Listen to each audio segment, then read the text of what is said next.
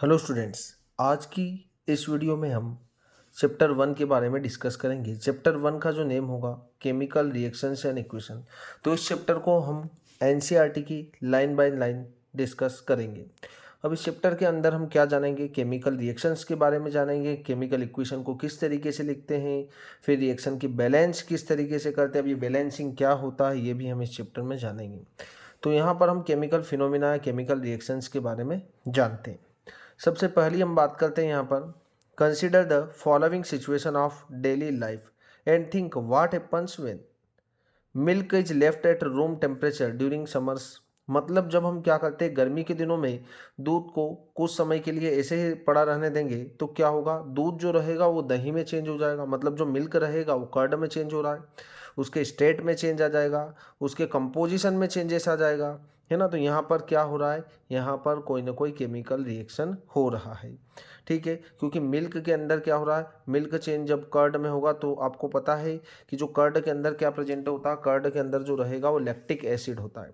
तो यहाँ पर मिल्क के कंपोजिशन में चेंज आ रहा है ना, उसकी स्टेट में चेंज आ रहा है। मिल्क बिल्कुल प्योर लिक्विड होता है और जो अपन बोल सकते हैं जो कर्ड होगा वो सेमी सॉलिड होता है, देखा ही होगा आपने, है ना। तो जब आप मिल्क को ऐसा ही रहने देंगे तो उसमें क्या आ रहा है, चेंजेस आ रहा है। तो यहाँ पर क्या हो रहा है, केमिकल रिएक्शन हो रहा है ना। आपको यदि फिजिकल और केमिकल चेंज के बारे में नहीं पता है तो आपको पता होगा कि फिजिकल चेंज क्या होते हैं। फिजिकल चेंज जो रहेंगे वो रिवर्सिबल होते हैं।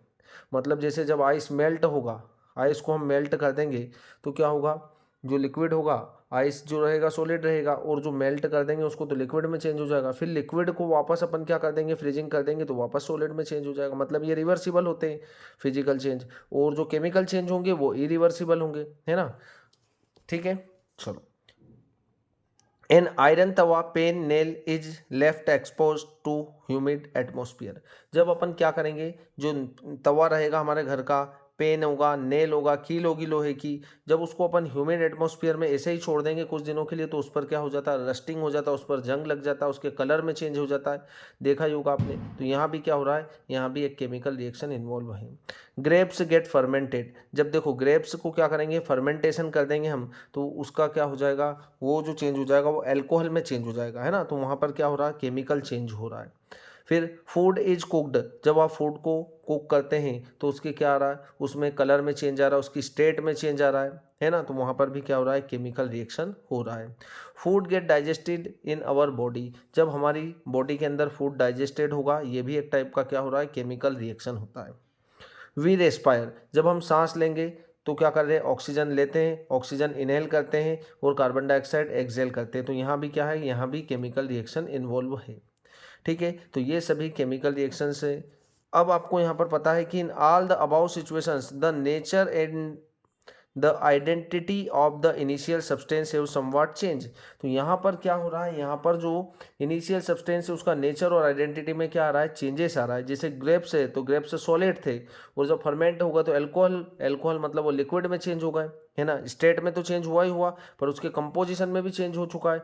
तो यहाँ पर फूड इज कुकड, है ना। वी रेस्पायर, हम ले क्या रहे हैं, हम लेते हैं ऑक्सीजन और छोड़ क्या रहे हैं, कार्बन डाइऑक्साइड छोड़ रहे हैं। तो वहाँ पर क्या हो चुका है, उनकी आइडेंटिटी में चेंज आ चुका है, ठीक है, उनके नेचर में चेंज आ चुका है। तो यहाँ पर क्या हो रहा है, केमिकल रिएक्शन होगा, ठीक है। We have already learn about physical and chemical changes, है ना। हम क्लास 9th में पढ़ चुके हैं फिजिकल और केमिकल चेंजेस के बारे में of matter in our previous classes. whenever a chemical changes occur we can say that a chemical reaction has taken place, है ना। जब भी क्या होगा, जब भी केमिकल चेंजेस होगा वहाँ पर क्या होगा, केमिकल रिएक्शन इन्वॉल्व होगी, क्या होगी वहाँ पर, केमिकल रिएक्शन इन्वॉल्व होगी। अब केमिकल रिएक्शंस क्या होती है ये भी हम अभी सीखेंगे, ठीक है। तो जहाँ भी केमिकल चेंज होगा वहाँ पर केमिकल रिएक्शन इन्वॉल्व होगी, ठीक है। You may perhaps be wondering as to what is actually meant by a chemical reaction। तो यहाँ पर हम जानते हैं केमिकल रिएक्शंस के बारे में। how do we come to know that a chemical reaction has taken place, है ना। केमिकल रिएक्शन किस तरीके से होती है, let's us perform some activity to find the answer this question. यहाँ पर हम एक एक्टिविटी को परफॉर्म करेंगे जिससे हमें हमारे सभी क्वेश्चंस का आंसर मिलेगा कि यहाँ पर केमिकल रिएक्शंस क्या होती है। एक्टिविटी 1.1 क्वेश्चन, आपको क्या क्या सावधानियां रखनी है। This activity need the teacher assistant, it would be better if students wear I protection, मतलब इस एक्टिविटी को करने के लिए आपको टीचर और जो आपका लैब असिस्टेंट होगा उसकी हेल्प लेना आपको, और आपको आपकी आई को क्या करना है, प्रोटेक्ट करना है, ताकि आप कुछ जला रहे हैं, कोई एसिड होगा, कोई बेस होगा, जिससे हमारी आई क्या रहे, प्रोटेक्ट रहे। तो आपको आई प्रोटेक्शन के लिए क्या करना है, आपको आई प्रोटेक्शन के लिए एक जो लैब का चश्मा होगा जो कि आपकी आई को क्या कर सके, प्रोटेक्ट कर सके, उसका यूज़ करना है। क्लीन अप मैग्नीशियम रिबन, है ना, सबसे पहले आपको एक मैग्नीशियम रिबन लेना है। मैग्नीशियम रिबन, है ना, यहाँ पर आपको दिख ही रहा होगा, मैग्नीशियम रिबन लेना है, और मैग्नीशियम रिबन कितना 2 सेंटीमीटर होना चाहिए, उससे भी लॉन्ग होगा तो भी चलेगा। Bye rubbing with a sand paper, फिर आपको क्या करना, उसको सैंड पेपर की हेल्प से साफ करना। सैंड पेपर मतलब होता है रेजमाल, तो उससे आपको क्या करना है, उस मैग्नीशियम रिबन को साफ कर लेना है, ताकि उस मैग्नीशियम रिबन के ऊपर क्या होगा, उस मैग्नीशियम रिबन के ऊपर जो एयर डिपॉजिट होगी उसको आप क्या कर रहे हैं, क्लीन कर रहे हैं। ठीक है, तो आपको क्या करना है, उसको रब करना है with the help of sand paper. फिर क्या करना है, hold it with a pair of tongues, जो टंग्स रहेगा, टंग्स मतलब जो लेबोरेटरी में हमारे जो चिमटा रहता है उसको हम टंग्स बोलते हैं। ठीक है, तो उस टंग की हेल्प से आपको क्या करना है, बर्न करना उसको। ठीक है, तो hold it with a pair of tongue, burn it using a spirit lamp, है ना, फिर स्प्रिट लैंप का यूज करके आप क्या करेंगे, उसको बर्न करेंगे। और burner and collect the S, फिर वो जो एस कलेक्ट होगी उसको आपको क्या करना है, कलेक्ट करना है। So formed in a was glass, फिर उसको कहाँ पर कलेक्ट कर रहे हैं आप, ये वाज ग्लास है ना, वाश ग्लास में आप कलेक्ट कर देंगे। So in figure 1.1 burn the magnesium ribbon keeping it as far as possible for your eye, what do you observe.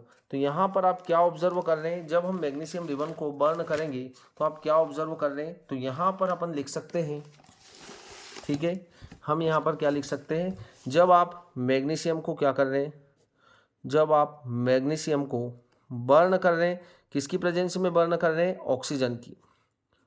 जब आप मैग्नीशियम को ऑक्सीजन की प्रेजेंस में बर्न करेंगे तो यहाँ पर जो हमारे पास एस बनेगा वो होगा क्या, वो होगा magnesium oxide, magnesium oxide, magnesium oxide होगा वो। ठीक है, तो ये हमें पता होना चाहिए। जब आप क्या कर रहे हैं, मैग्नीशियम को बर्न करेंगे ऑक्सीजन की प्रेजेंस में, आपको पता है यहाँ पर कि कोई भी ऑब्जेक्ट जो रहेगा, कोई भी सब्सटेंस रहेगा वो ऑक्सीजन की प्रेजेंस में ही बर्न होगा। तो मैग्नीशियम क्या होगा, ऑक्सीजन की प्रेजेंस में जब बर्न होगा तो वो जो एस बनेगा वो क्या बन रहा है, मैग्नीशियम ऑक्साइड। तो वहाँ पर क्या हो रहा है, वहाँ पर मैग्नीशियम ऑक्साइड का फॉर्मेशन हो रहा है। You must have observe that magnesium ribbon burn with dazzling white flame, किस तरीके से बर्न हो रहा है, वाइट फ्लेम के साथ बर्न हो रहा है। जब उसको बर्न करेंगे तो वहाँ पर आपको कैसा फ्लेम दिखेगा, वाइट फ्लेम दिखता है। And changes into white powder, किस में चेंज हो जाएगा, वाइट पाउडर में चेंज हो जाएगा। This powder is magnesium oxide, और वो पाउडर काय का होगा, वो मैग्नीशियम ऑक्साइड का होगा, जो यहाँ पर आपको दिख रहा है कि magnesium react with oxygen to form a magnesium oxide. तो वो जो वाइट पाउडर होगा वो क्या होगा, मैग्नीशियम ऑक्साइड का होगा। It is formed due to the reaction between magnesium and oxygen presence in the air, किसकी प्रेजेंस में होगा, वो एयर की प्रेजेंस में होगा। तो यहाँ पर क्या हुआ, यहाँ पर केमिकल रिएक्शन इन्वॉल्व है। ठीक है, ये केमिकल रिएक्शन है। ठीक है, चलो नेक्स्ट एक्टिविटी हमारे पास activity 1.2, take lead nitrate solution in a test tube, add potassium iodide solution to this, what do you observe. तो जो एक्टिविटी 1.2 है ना, ये एक्टिविटी हमारे पास 1.1 थी। अब एक्टिविटी 1.2 की हम बात करें तो हम क्या ले रहे हैं, सबसे पहले हम ले रहे हैं क्या, लेड नाइट्रेट। तो आपको पता होना चाहिए कि लेड नाइट्रेट का फार्मूला होगा PbNO3 का होल ट्वाइस। ठीक है, तो आपने यहाँ पर लेड नाइट्रेट लिया टेस्ट ट्यूब में, एड पोटेशियम आयोडाइड सॉल्यूशन, तो आप उसमें क्या ऐड करेंगे, पोटेशियम आयोडाइड। अब पोटेशियम आयोडाइड का फार्मूला होता है Ki। ठीक है, पोटेशियम आयोडाइड लिया हमने, लेड नाइट्रेट का रिएक्शन कराया किसके साथ, पोटेशियम आयोडाइड के साथ। ठीक है, तो क्या हो रहा, व्हाट डू यू ऑब्जर्व, तो यहाँ पर जो होगा वो क्या होगा, है ना, ये केमिकल रिएक्शन हम सिंबल्स के फॉर्म में लिख रहे हैं इसको। तो यहाँ पर क्या होगा, PbI2, ये हमारे पास बनेगा लेड आयोडाइड का प्रेसिपिटेट बनेगा। ठीक है, ये इसका जो कलर होगा वो कैसा होगा, येलो कलर होगा, यहाँ पर कलर में चेंजेस आ रहा है। और यहाँ पर क्या बनेगा, KNO3, यहाँ पर आ जाएगा हमारे पास KNO3। ठीक है, तो ये होगा हमारे पास एक केमिकल रिएक्शन होगा। तो हमने क्या लिया, सबसे पहले लेड नाइट्रेट लिया, है ना, अभी फार्मूले कैसे लिखते हैं वो भी हम सीखेंगे इसमें। तो लेड नाइट्रेट लिया हमने, उसका रिएक्शन किसके साथ कराया, उसका रिएक्शन हमने कराया पोटेशियम आयोडाइड के साथ, ठीक है। पोटेशियम आयोडाइड के साथ हम रिएक्शन करा रहे हैं तो हमारे पास बन रहा है क्या, लेड, और आई मतलब होता है आयोडीन, तो यहाँ पर होगा लेड आयोडाइड और यहाँ पर पोटेशियम नाइट्रेट। तो ये चीज़ें यहाँ पर बन रही है, तो इसे हम बोलते हैं पोटेशियम नाइट्रेट। तो ये यहाँ पर फॉर्म हो रहा है, तो यहाँ पर भी क्या हो रहा है, केमिकल रिएक्शन हो रहा है। यहाँ पर जो ये प्रेसिपिटेट है, अभी प्रेसिपिटेट हम जानेंगे क्या होता है। प्रेसिपिटेट मतलब जो एक इंसोल्यूबल सब्सटेंस होगा ना, वो क्या होगा, यहाँ पर जो टेस्ट ट्यूब रहेगी हमारे पास, उस टेस्ट ट्यूब की बॉटम में कलेक्ट हो जाएगा, ठीक है, यहाँ पर इकट्ठा हो जाएगा। बाकी ऊपर जो रहेगा वो लिक्विड रहेगा, और जो इंसोल्यूबल सब्सटेंस रहेगा जिसे हम प्रेसिपिटेट बोलते हैं, वो कहाँ होगा, बॉटम में कलेक्ट हो जाएगा। तो इन रिएक्शन को हम प्रेसिपिटेशन रिएक्शन भी बोलते हैं। तो जब आपने लेड नाइट्रेट का रिएक्शन पोटेशियम आयोडाइड के साथ किया तो आपके पास जो बना वो lead iodide plus potassium nitrate form हो रहा है, ठीक है। तो ये हमारे पास एक्टिविटी है, इसमें येलो कलर आपको मिल रहा है। लेड आयोडाइड जो रहेगा वो किस कलर का होता है, येलो कलर का एक प्रेसिपिटेट मिल रहा है, ठीक है। तो यहाँ पर क्या हो रहा है, केमिकल रिएक्शन हो रहा है। चलो फिर हमारे पास next activity 1.3, take zinc granules. अब आपको क्या करना है, एक्टिविटी 1.3 में आपको यहाँ पर जिंक ग्रेन्यूल्स लेना है। क्या लेना है आपको, जिंक ग्रेन्यूल्स लेना है।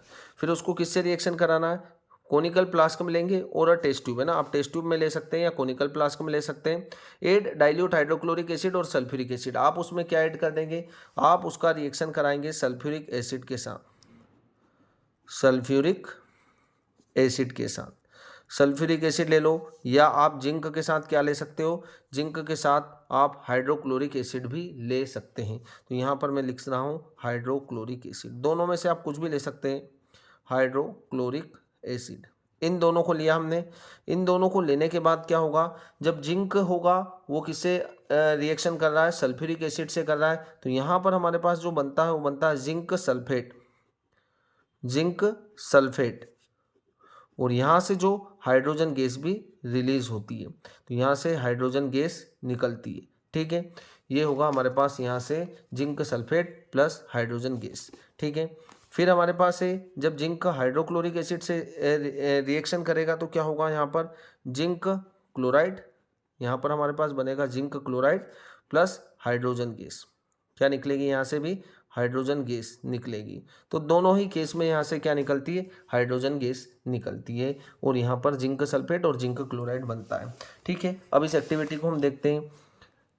डाइल्यूट हाइड्रोक्लोरिक एसिड और sulphuric acid to this, figure 1.2 है ना, आपको यहाँ पर फिगर 1.2 में दिख रहा होगा एक डायग्राम फ्रॉम, है ना। फिर हम यहाँ पर question handle the acid with care, है ना, आपको जो एसिड रहेगा उसको केयरफुली क्या करना है, उसमें पोर करना है, मतलब उसके अंदर डालना है। जिंक को आपको किसके अंदर डालना है, एसिड के अंदर डालना। Do you observe anything happens around the zinc granules, है ना, टच द कोनिकल फ्लास्क। तो वहाँ पर जब आप कोनिकल फ्लास्क को टच करेंगे तो क्या होगा, कोनिकल फ्लास्क को टच करेंगे तो कोनिकल फ्लास्क जो रहेगा उसके टेम्परेचर में आपको चेंजेस दिखेगा, टेम्परेचर थोड़ा बढ़ा हुआ दिखाई देगा, मतलब वहाँ पर टेम्परेचर में चेंज हो रहा है। There any change in its temperature, yes, वहाँ पर क्या हो रहा है, टेम्परेचर में चेंज हो रहा है, ठीक है। और अराउंड द जिंक, अब जब जिंक के अराउंड आप देखेंगे तो आपको वहाँ पर बबल्स फॉर्म होते हुए दिखेंगे, और बबल्स किसके होंगे, वो बबल्स जो होंगे वो हाइड्रोजन गैस के होंगे। क्या होंगे, वो हाइड्रोजन गैस के बबल्स होंगे, ठीक है। तो ये केमिकल रिएक्शंस होती है ना। ये एक्टिविटी 1.3 थी हमारे पास। From the above 3 activity we can say that any of the following observation help us to determine whether a chemical reaction has taken place, ठीक है। यहाँ पर सभी जगह पर एक्टिविटी 1.1, 1.2, 1.3 तीनों में ही क्या हो रहा है, केमिकल चेंजेस हो रहा है। चेंज इन स्टेट, देखो यहाँ पर मैग्नीशियम रिबन जो था, मैग्नीशियम रिबन में क्या हो चुका था, मैग्नीशियम रिबन में जब एक्टिविटी 1.1 किया तो मैग्नीशियम रिबन जो होता है वो सॉलिड होता है, और सॉलिड होने के बाद वो किस में चेंज हो रहा है, एस में चेंज हो रहा है, उसकी राख बन रही है, मतलब उसकी स्टेट में चेंज हो रहा है, उसके कलर में चेंज हो रहा है। तो यहाँ पर भी क्या हो रहा है, केमिकल चेंज हो रहा है। चेंज इन कलर, जब आपने क्या करा, जब आपने लेड नाइट्रेट का रिएक्शन कराया पोटेशियम आयोडाइड के साथ, तो आपको लेड आयोडाइड का क्या मिल रहा है, एक प्रेसिपिटेट मिल रहा है जिसका कलर येलो है। तो यहाँ पर क्या हो रहा है, कलर में चेंज हो रहा है, और कलर में चेंज हो रहा है मतलब केमिकल रिएक्शन हो रहा है। इवोल्यूशन ऑफ गैस और चेंज इन टेम्परेचर, तो जो तीसरी एक्टिविटी थी यहाँ पर क्या हो रहा था, यहाँ पर आपको दिख रहा है कि हाइड्रोजन गैस रिलीज हो रही थी, मतलब इवोल्यूशन हो रहा था गैस का। और आप जब उस बीकर को क्या कर रहे थे, टच द कोनिकल फ्लास्क, इस फ्लास्क को जब आप टच कर रहे थे तो वहाँ पर आपको टेम्परेचर में चेंज दिख रहा था। मतलब ये जो आइडेंटिटी होती है, ये चारों आइडेंटिटी किसका है, ये चारों आइडेंटिटी जो होती है वो केमिकल रिएक्शन का होता है। तो यहाँ पर आपको बातें क्लियर हो गई होगी कि केमिकल रिएक्शंस क्या होगी। As we observe the change around us, we can see that there is a large variety of chemical reaction. हम हमारे अराउंड देखें तो आपको बहुत सारी केमिकल रिएक्शंस दिखेगी taking place around us. We will study about the various type of chemical reaction and their symbolic representation in this chapter. तो अब आपको क्या करना है, अब आपको यहाँ पर सिम्बॉल्स के फॉर्म में लिखेंगे हम। इस जिंक को क्या लिखेंगे, जिंक का सिम्बॉल होगा Zn। सल्फ्यूरिक एसिड जो रहेगा उसका सिंबल होता है क्या, H2SO4। ये क्या है, सल्फ्यूरिक एसिड। और यहाँ पर जब इन दोनों का रिएक्शन होगा तो यहाँ पर हमारे पास बनेगा जिंक सल्फेट ZnSO4, और यहाँ से क्या होगी, हाइड्रोजन गैस भी रिलीज होती है। ठीक है, तो यहाँ पर आपको लिख देना H2। ठीक है, ऐसे जिंक का रिएक्शन हम कराते हैं किसके साथ, हाइड्रोक्लोरिक एसिड के साथ, HCl के साथ। तो यहाँ पर हमारे पास बनता है क्या, ZnCl2। ये जिंक क्लोराइड का फार्मूला है, और यहाँ पर भी हाइड्रोजन गैस रिलीज होती है। ठीक है, तो यहाँ पर भी आपको लिखना H2।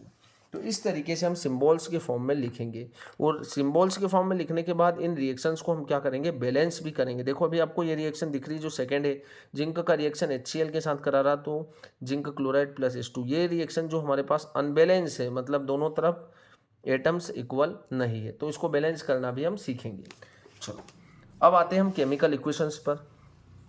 Activity 1.1 can be described as when a magnesium ribbon is burned in oxygen. क्या कर रहे हैं आप, मैग्नीशियम रिबन को बर्न कर रहे हैं in the presence of oxygen, it get converted into magnesium oxide. तो वो क्या हो रहा है, मैग्नीशियम ऑक्साइड में चेंज हो रहा है।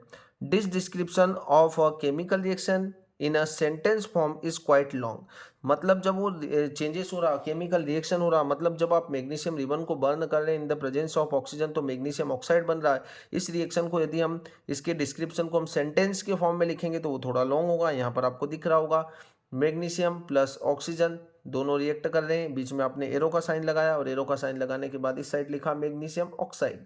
तो ये हमको क्या पड़ रहा है, थोड़ा सा लॉन्ग पड़ रहा है। ये वर्ड के फॉर्म में, इस इक्वेशन को हम वर्ड इक्वेशन भी बोलते हैं। वर्ड इक्वेशन क्यों बोलते हैं हम इसको, क्योंकि यहाँ पर आपने मैग्नीशियम को वर्ड के फॉर्म में लिखा, ऑक्सीजन को भी वर्ड के फॉर्म में लिखा, और मैग्नीशियम ऑक्साइड को भी वर्ड्स के फॉर्म में लिखा है, तो इस इक्वेशन को वर्ड इक्वेशन भी बोलते हैं। It can be written in a shorter form, तो हम इसको क्या सीखेंगे, इसको शॉर्टर फॉर्म में लिखना सीखेंगे। The simplest way to do this is to write it in the form of word equation. ये क्या है, एक वर्ड इक्वेशन है। क्यों वर्ड इक्वेशन है, क्योंकि यहाँ पर हमने सभी को वर्ड्स के फॉर्म में लिखा है। The word equation for the above reaction would be magnesium oxygen, इन दोनों को हम रिएक्टेंट्स बोल रहे हैं, और एरो की जो राइट हैंड साइड है इसे हम प्रोडक्ट बोल रहे हैं। ठीक है, ये वर्ड इक्वेशन होगा। The substance that undergo chemical change in the reaction 1.1 magnesium and oxygen are the reactants. मतलब जब आप केमिकल रिएक्शन को लिखेंगे या रिप्रेजेंट करेंगे तो आपको बीच में क्या लगाना, एरो का साइन लगाना है, और एरो के साइन के लेफ्ट हैंड साइड है ना, अब एरो का साइन है, इसके लेफ्ट हैंड साइड आप रिएक्टेंट्स को लिखेंगे। जितने भी रिएक्टेंट्स लिखेंगे उनके बीच में आप प्लस का साइन लगाएंगे, और एरो के राइट हैंड साइड आप क्या लिखेंगे, प्रोडक्ट को लिखेंगे, और प्रोडक्ट के यदि एक या एक से ज़्यादा प्रोडक्ट बन रहे तो बीच में आप प्लस का साइन लगाएंगे। जैसे इस तरीके से हम यहाँ लिख सकते हैं, देखो।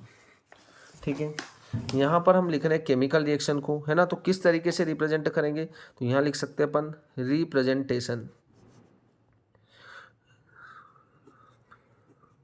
Representation of chemical reaction.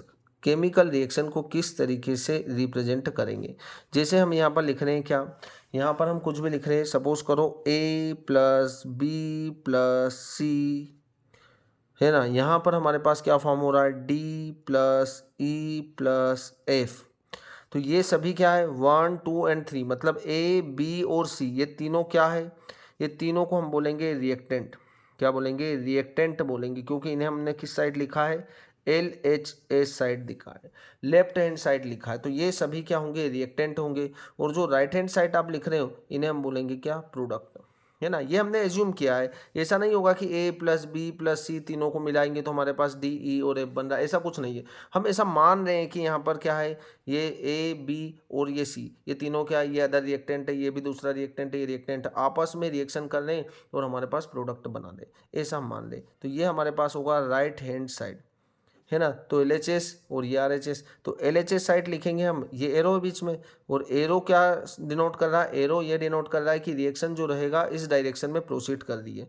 Arrow का हेड जिस डायरेक्शन में, उस डायरेक्शन में रिएक्शन प्रोसीड कर रही है, तो ये होगा रिएक्टेंट और ये होगा प्रोडक्ट। तो इस तरीके से आपको लिखना है, left hand side always reactant और right hand side always product को लिखेंगे। तो इस तरीके से आप रिएक्शन को लिखेंगे, और बीच में आपको क्या करना है, बीच में आपको प्लस का साइन भी लगाना है, ठीक है। इस तरीके से आपको रिएक्शन को लिखना है। During the reaction is product a word equation so change of reactant to product through an arrow placed between them. अब हम क्या कर रहे हैं, यहाँ पर एरो का साइन भी लगाएंगे, ठीक है। The reactant are written on the left hand side L H S with a plus sign between them. Similarly, product are written on the right hand side RHS with a plus sign. फिर आपको क्या करना है, इधर भी plus के sign लगाना है यदि प्रोडक्ट ज़्यादा बन रहे तो, ठीक है। Between them, the arrow head point toward the product and show the direction of the reaction. तो आपको एरो क्या शो करेगा, एरो आपको जो है वो रिएक्शन की डायरेक्शन को शो करेगा। तो इस तरीके से हमें केमिकल रिएक्शंस को लिखना है। चलो, इतनी बात हमें क्लियर होती है। अब हम देख लेते हैं next, writing a chemical equation. Chemical equation को किस तरीके से लिखेंगे। Is there any other shorter way for representing chemical equation. क्या हमारे पास और कोई तरीका है किसी केमिकल रिएक्शन को शॉर्टर फॉर्म में लिखने का? बिल्कुल है। ये सिंबॉलिक फॉर्म में लिखा हमने, एक्टिविटी 1.1 में हमने पढ़ा था कि आप क्या कर रहे हैं, मैग्नीशियम रिबन को ले रहे हैं, फिर उसको सैंड पेपर की हेल्प से क्या कर रहे हैं, क्लीन कर रहे हैं, फिर उसको हम बर्न कर रहे हैं। तो वो जो एक्टिविटी थी वहाँ पर हमने क्या किया था, जब मैग्नीशियम रिबन को ऑक्सीजन की प्रेजेंस में बर्न किया तो यहाँ पर मैग्नीशियम ऑक्साइड बना। देखो ये आपने क्या लिखा, मैग्नीशियम को स्पेलिंग के फॉर्म में न लिखकर क्या लिखा आपने, सिंबल के फॉर्म में लिखा। तो सिंबॉलिक रिप्रेजेंटेशन जब भी हम लिखेंगे तब उसे हम क्या बोलेंगे, केमिकल इक्वेशन, ठीक है। Chemical equation can be made more concise and useful if we use chemical formula instead of words. A chemical equation represent a chemical reaction. क्या रिप्रेजेंट कर रहा है, केमिकल रिएक्शंस को। If you recall formula of magnesium oxygen and magnesium oxide the above word equation can be written as. तो आपने यहाँ पर क्या किया, पूरी इक्वेशन को, पूरी रिएक्शन को आपने इक्वेशन के फॉर्म में लिखा हो, है ना। यहाँ पर वर्ड जो था, वर्ड को आपने किस में चेंज कर दिया, सिंबल्स में चेंज कर दिया, सिंबल से। मैग्नीशियम का सिंबल Mg है, ऑक्सीजन का O होता है, बट हमने यहाँ पर O2 लिखा है, इसे मोलिकुलर फॉर्म में लिखा, मॉलिक्यूल के फॉर्म में लिखा है। और यहाँ पर मैग्नीशियम ऑक्साइड भी हमने फार्मूले के फॉर्म में लिखा है। तो ये क्या हमारे पास एक केमिकल इक्वेशन है, ठीक है। तो ये हमें बात क्लियर होना चाहिए, है ना। यहाँ पर हमने क्या लिखा था, देखो यहाँ पर हमने magnesium plus oxygen magnesium oxide, तो ये हमारे पास क्या था, वर्ड इक्वेशन थी, और वर्ड इक्वेशन को हमने सिंबल्स के फॉर्म में लिख दिया, तो ये हो गई हमारे पास केमिकल इक्वेशन। इस तरीके से आपको लिखना है, ठीक है। Count and compare the number of atoms of each element on the LHS and RHS। फिर आपको क्या करना है, जब केमिकल इक्वेशन को लिख देंगे फिर इस रिएक्शन में आपको क्या करना है, इस रिएक्शन में आपको नंबर ऑफ एटम्स काउंट करना है ना। रिएक्टेंट और प्रोडक्ट दोनों ही साइड आपको क्या करना है, यहाँ पर एटम्स को काउंट करना। देखो आपको रिएक्टेंट साइड मैग्नीशियम एक ही दिख रहा है, प्रोडक्ट साइड आपको मैग्नीशियम कितना दिख रहा है, एक ही दिख रहा है। तो मैग्नीशियम तो हमारा क्या है, बैलेंस है, बट ऑक्सीजन आपको इधर कितना दिख रहा है, रिएक्टेंट साइड 2 दिख रहा है, बट इधर तो आपको 1 ही दिख रहा है। तो इधर हमें क्या करना पड़ेगा, यहाँ पर 2 से मल्टीप्लाई करना पड़ेगा, फिर हम बैलेंस करेंगे उसे, पर हम अभी देखते हैं, ठीक है। चलो, LHS and RHS the arrow is the number of atoms of each elements the same on both side. क्या बोथ साइड एलिमेंट्स या एटम्स का नंबर सेम है? बिल्कुल नहीं। यहाँ पर मैग्नीशियम 1 है और यहाँ पर भी मैग्नीशियम 1 है, बट इधर ऑक्सीजन 2 है रिएक्टेंट साइड और प्रोडक्ट साइड तो एक ही है। तो इस इक्वेशन को आप क्या बोलेंगे, स्केलेटल इक्वेशन बोलेंगे। क्या बोलेंगे, इस इक्वेशन को, जो अनबैलेंस इक्वेशन होगी, ये बैलेंस नहीं है क्योंकि दोनों तरफ एटम्स का नंबर सेम नहीं है, तो इस इक्वेशन को आप क्या बोलेंगे, स्केलेटल इक्वेशन बोलेंगे। If not then the equation is unbalance because the mass is not the same on both side. मतलब दोनों तरफ का मास क्या है, सेम नहीं होगा, है ना, on the equation. Such a chemical equation is a skeletal chemical equation. तो इस इक्वेशन को हम क्या बोलेंगे, स्केलेटल केमिकल इक्वेशन बोलते हैं। For a reaction equation 1.2 is a skeletal chemical equation for the burning of magnesium in air. ठीक है, तो ये हमारे पास क्या होगी, एक स्केलेटल इक्वेशन होगी। चलो अब हम बात कर लेते हैं बैलेंस केमिकल इक्वेशन की। क्या है बैलेंस केमिकल इक्वेशन? ठीक है, अब बैलेंस किस तरीके से करना है, देखो ये रिएक्शन आपके पास बैलेंस नहीं है, और बैलेंस नहीं है तो क्या होगा, देखो बैलेंस नहीं होगी, जैसे यहाँ पर मैग्नीशियम है और यहाँ पर ऑक्सीजन है और यहाँ पर है मैग्नीशियम ऑक्साइड। ठीक है, यहाँ पर दोनों तरफ इधर मैग्नीशियम आपको कितना दिख रहा है, इधर मैग्नीशियम आपको 1 दिख रहा है, इधर ऑक्सीजन कितना दिख रहा है, इधर ऑक्सीजन 2 दिख रहा है। बट प्रोडक्ट की साइड मैग्नीशियम आपको 1 दिख रहा है, बट ऑक्सीजन भी कितना आपको दिख रहा है, 1 दिख रहा है। तो ये रिएक्शन बैलेंस नहीं है, और बैलेंस नहीं है तो इन रिएक्शन को बैलेंस किस तरीके से हम करेंगे यहाँ पर। ठीक है, चलो recall the law of conservation of mass that you studies in class IX। बोले तो क्लास 9th में हमने स्टडीज किया है कंजर्वेशन या law of conservation of mass. Mass can neither be created nor destroyed, मतलब मास को आप क्रिएट भी नहीं कर पाएंगे और डिस्ट्रॉय भी नहीं कर सकते इन अ केमिकल रिएक्शन। अब देखते हैं हम यहाँ पर, तो ये जो रिएक्शन है इसमें आपको दोनों तरफ मास इक्वल दिख रहा है क्या, नहीं दिख रहा है। देखो मैग्नीशियम का एटॉमिक मास होता है 24 और ऑक्सीजन का मास होता है 16। तो आप यहाँ पर 16, कितना ऑक्सीजन है यहाँ पर 2, तो आपको 2 से मल्टीप्लाई करना है। कितना हो रहा है टोटल 24 और कितना होगा 16 इंटू 2 32 है ना, 32 और 24 होगा हमारे पास 56, मतलब रिएक्टेंट का मास कितना है 56 है। और आप इधर प्रोडक्ट साइड देखेंगे तो मैग्नीशियम का कितना है 24 और ऑक्सीजन का होता है 16, टोटल आ रहा है 40। देखो अब मास आप प्रोडक्ट और मास आप रिएक्टेंट तो सेम ही नहीं है, मतलब मास इक्वल नहीं है, मतलब इस ये रिएक्शन कैसी है, अनबैलेंस इक्वेशन है। और अनबैलेंस इक्वेशन है तो आपको क्या करना, मास को इक्वल बनाने के लिए रिएक्शन को बैलेंस करना पड़ेगा। ठीक है, तो हम क्या करेंगे यहाँ पर रिएक्शन को बैलेंस करेंगे। That is, the total mass of the element present in the product of a chemical reaction has to be equal to total mass of the element present in a reactant। मतलब reactant की तरफ जितने elements हैं उनका मास और product की तरफ जितने एलिमेंट्स हैं उनका मास दोनों क्या होना चाहिए, इक्वल होना चाहिए। In other words, the number of atoms of each element remains the same before and after a chemical reaction।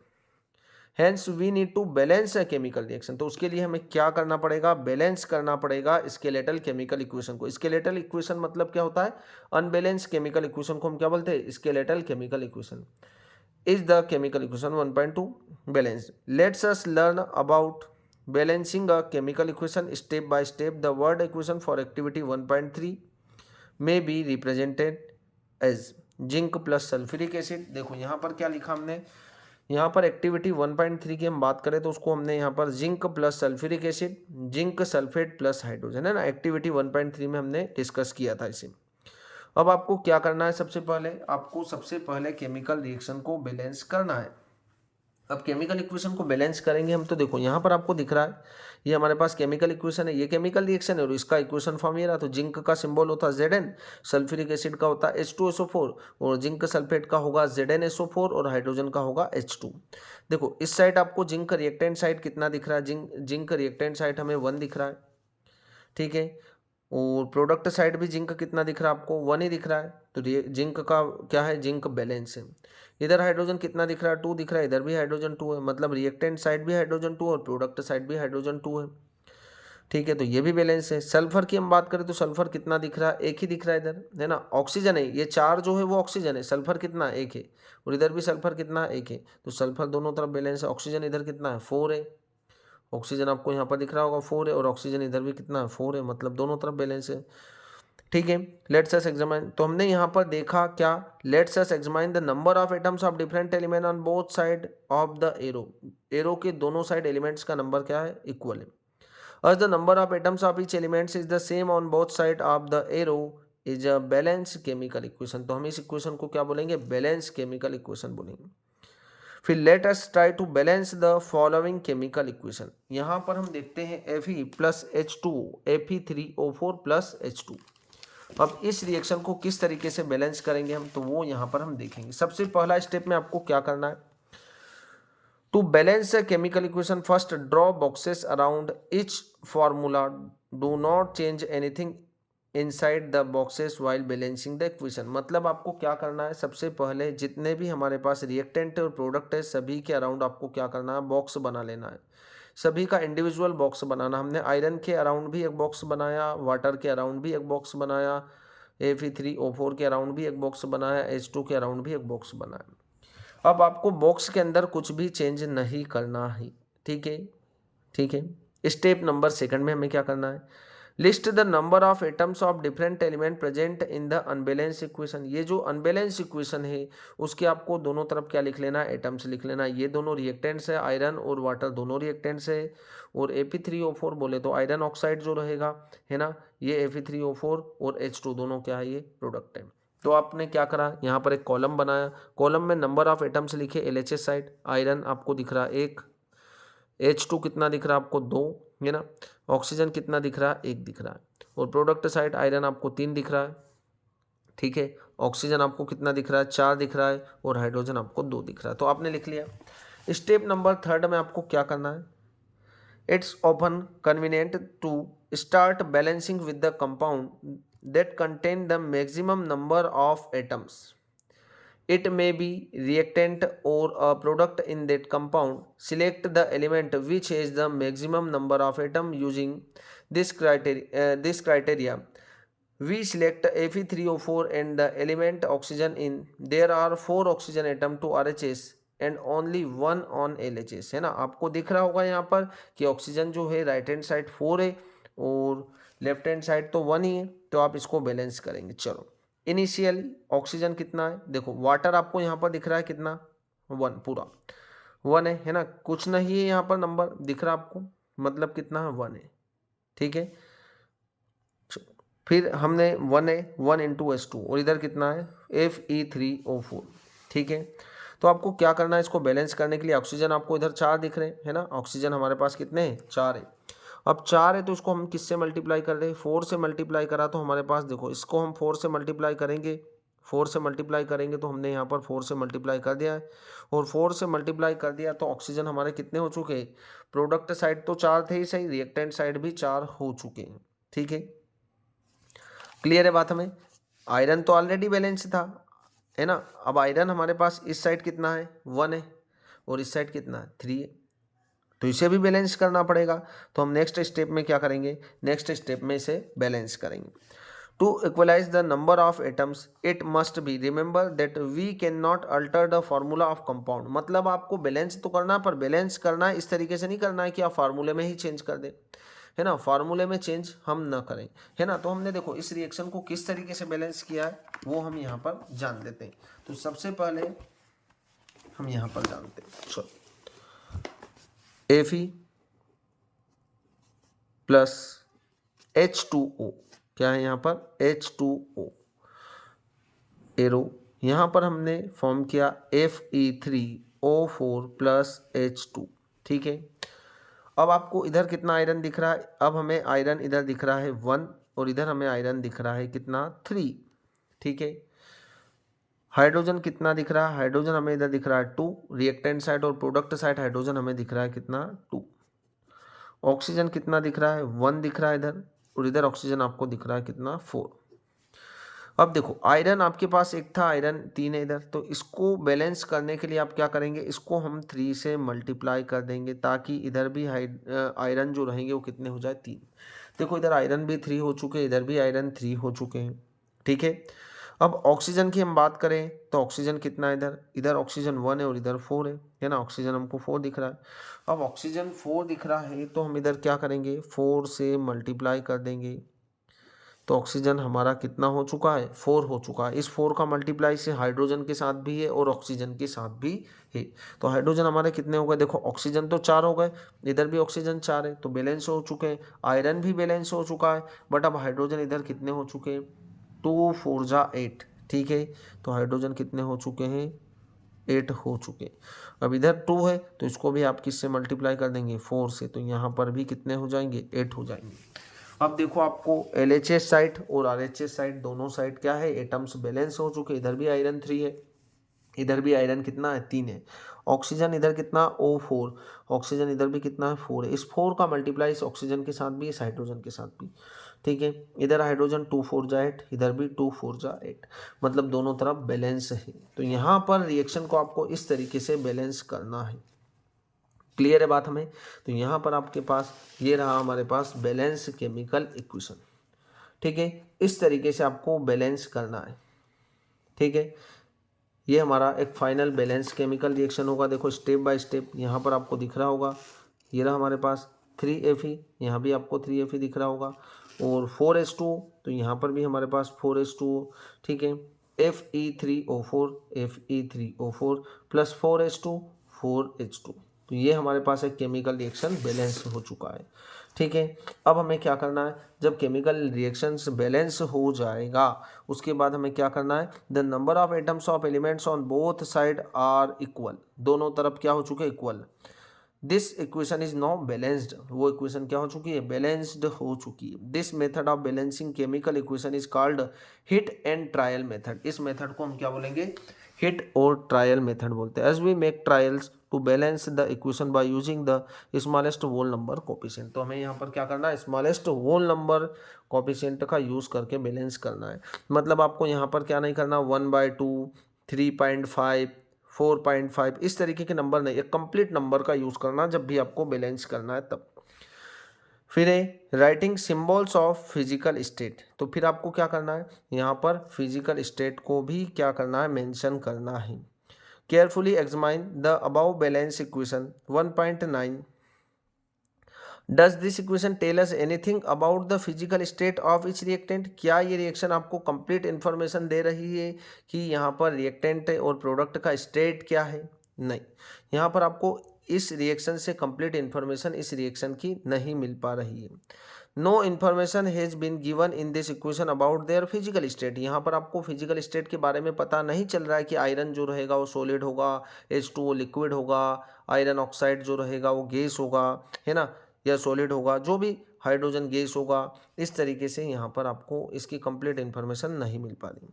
To make a chemical equation more informative the physical state of reactant and product are mention, मतलब आपको क्या करना है, इस reaction को और informative बनाने के लिए यहाँ पर इन रिएक्टेंट और प्रोडक्ट का क्या करना है, रिएक्टेंट और प्रोडक्ट को स्टेट को भी मेंशन करना है। ठीक है, the gases liquid aqueous and solid state of reactants. ठीक है, and product are represented by notation.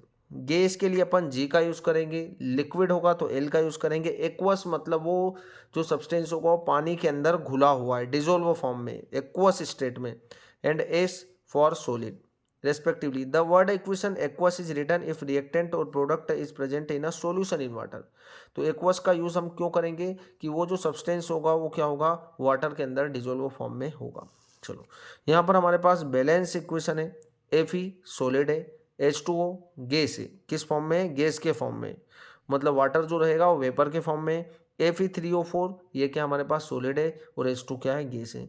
Note that the symbol G is used with H2O to indicate that is in reaction water used in the form of steam, मतलब यहाँ पर आप water को किस form में use कर रहे हो, स्टीम या गैस के फॉर्म में यूज़ कर रहे हो। Usually physical state are not included in a chemical equation unless it is necessary to specify them, मतलब आपको जब इसका यूज़ करना होगा, है ना, इस तरीके से। क्लियर है बात हमें? Some time the reaction condition such as temperature, pressure, catalyst etcetera for the reaction are indicate above and और below of arrow in equation, मतलब हम क्या करेंगे, जो टेम्परेचर और प्रेशर की जो कंडीशंस होगी या कैटालिस्ट जो होगा उसको आप क्या करेंगे, एरो के ऊपर मेंशन करेंगे। जैसे यहाँ पर इस रिएक्शन को प्रोसीड कराने के लिए आपको 340 atm प्रेशर रिक्वायर्ड होगा। इतना प्रेशर आप जब इस रिएक्शन को प्रोवाइड करेंगे तभी ये रिएक्शन होगा और आपके पास ये प्रोडक्ट फॉर्म होगा। तो ये क्या है, यहाँ पर ये प्रेशर है 340 atm, atm is the unit of pressure. ऐसे 6 CO2 है ना aqueous plus 12 H2O liquid, sunlight, chlorophyll, यहाँ पर आपको सनलाइट रिक्वायर्ड होगा। ये जो इक्वेशन हमारे पास ये किसके लिए, फोटोसिंथेसिस के लिए, है ना। क्लोरोफिल प्लांट के अंदर प्रेजेंट होता है ना, एक पिगमेंट होता है क्लोरोफिल जो रहेगा वो ग्रीन पिगमेंट होता है। इसकी प्रेजेंस में ही सनलाइट की प्रेजेंस में क्या होगा, यहाँ पर एक केमिकल रिएक्शन होगी और ग्लूकोज का फॉर्मेशन होगा। ठीक है, तो ये आपको पूरी इंफॉर्मेशन प्रोवाइड करेगी। ठीक है। तो इस तरीके से आपको केमिकल रिएक्शंस को बैलेंस करना है। नेक्स्ट जो रहेगा क्वेश्चंस वो हम नेक्स्ट क्लास में कंटिन्यू करेंगे, लेक्चर नंबर 2 में। इतनी इन्फॉर्मेशन के लिए ठीक है। आज का ये लेक्चर हमारा जो रहेगा इसमें हमने जनरल बेसिक्स के बारे में पढ़ा, केमिकल रिएक्शन को किस तरीके से बैलेंस करना है, किस मेथड का यूज़ करेंगे हम और किस तरीके से बैलेंस करेंगे। Thank you.